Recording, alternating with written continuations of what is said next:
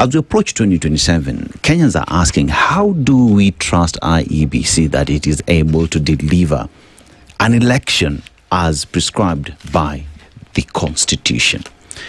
Where that trust lacks, what does it mean to elections of 2027? IEBC as an EMB, an election management body, is required under international law and domestic constitutional law and legislative instruments to be impartial. Yep. Impartiality on its part hinges on a number of measures, and certainly Article 81 of the Constitution gives us parameters that the IEBC must focus on in terms of its preparedness. So Article 81 says this, that any election must be free from violence, intimidation, improper influence, and corruption. Number two, it must be conducted by an independent body. I'll look at those two. Violence, already we have problems on the street. What is Ethicon doing? Intimidation.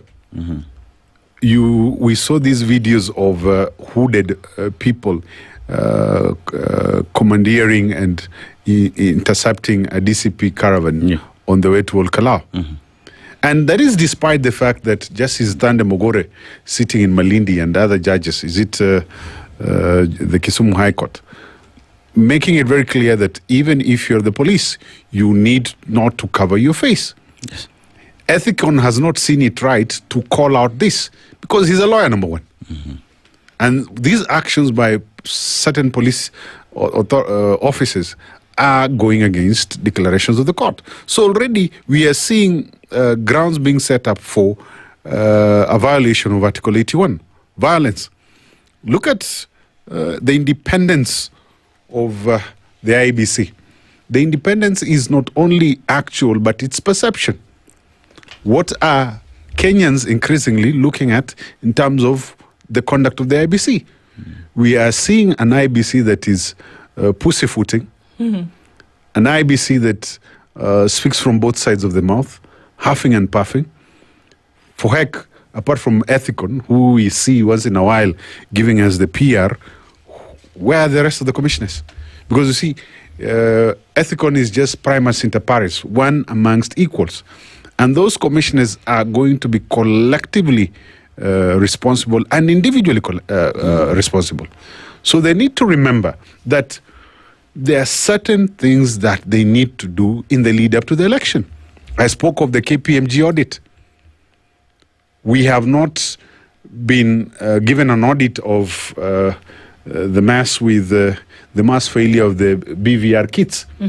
Has anyone, have the political players been taken through an audit of those kits again? No, we just want to buy new ones. Yeah, we are thinking of buying new ones so that people get their cuts. Yeah. and when the country boils over, when people are killing each other, these people will have their choppers to fly out of the country.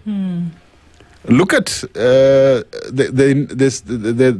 decision by the Supreme Court.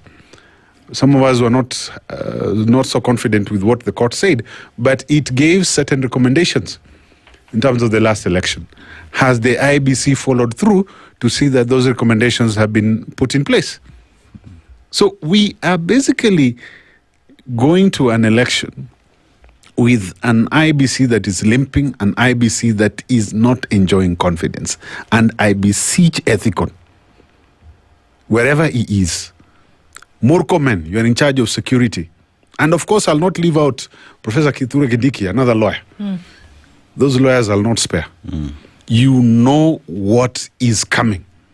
If you don't sit down and calm your nerves, if you don't allow the good officers, the good police officers, leave alone these rogue ones that you're using, to do their work as required by law, this country is going to burn. And it will burn with your relatives, it will burn with your friends, it will burn with your